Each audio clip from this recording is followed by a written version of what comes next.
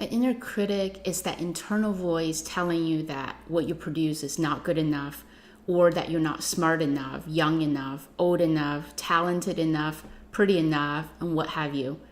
This might be a criticism you heard as a child from a parent that you end up internalizing, or maybe it's from a teacher or another kid.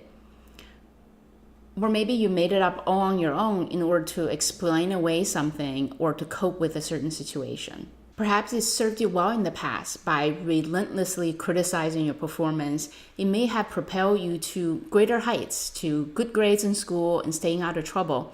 Maybe it had allowed you to do some really impressive things. But this mode of motivation and coping may be obsolete for what's coming up in the future. The simple voice is great for cases where success is well defined and the steps to get there are very clear. Getting good grades, for example. But this critic can hold you back in one of three ways. First, in large creative projects like writing a book or starting a business, there's a lot of uncertainty and oftentimes not much feedback in between in the short term.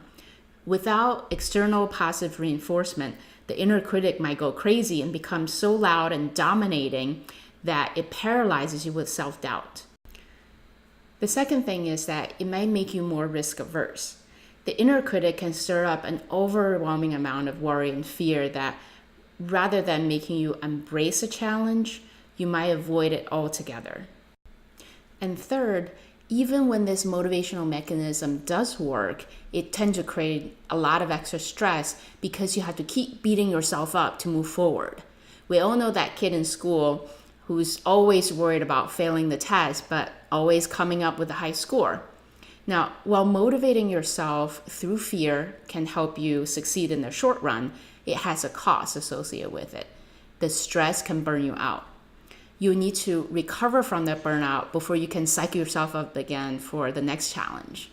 And as the challenges get bigger and the stakes higher, you need to generate more and more stress in order to motivate yourself to the next greater height.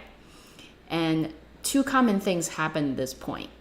The stress eventually takes its toll and we develop a health issue, or we're so disgusted with beating ourselves up all the time and decide it's not worth it and we get out. Well, actually, there is a third possibility that sometimes happens. We may turn really numb just to cope with everything that's happening, and we go through life like a zombie or a robot. While the fear might motivate you, it's a dirty fuel that harms the vessel it's burning in. I know about this partly because I have an inner critic myself, and I'm a recovering self-beater-upper. Now, if you're wondering, is there a sustainable, clean-burning fuel? Now, the answer is yes. You can check out the Career Energy Framework and see how the 5 forces influence your overall energy. Here we're talking about a complete shift in your motivational system, and this will take time. For a more immediate relief, I've developed a simple exercise that can calm the inner critic and help you tap into that wiser and more confident part of yourself. I call it the Back to the Future meditation. It takes under 15 minutes. Give it a shot and see how well it works for you.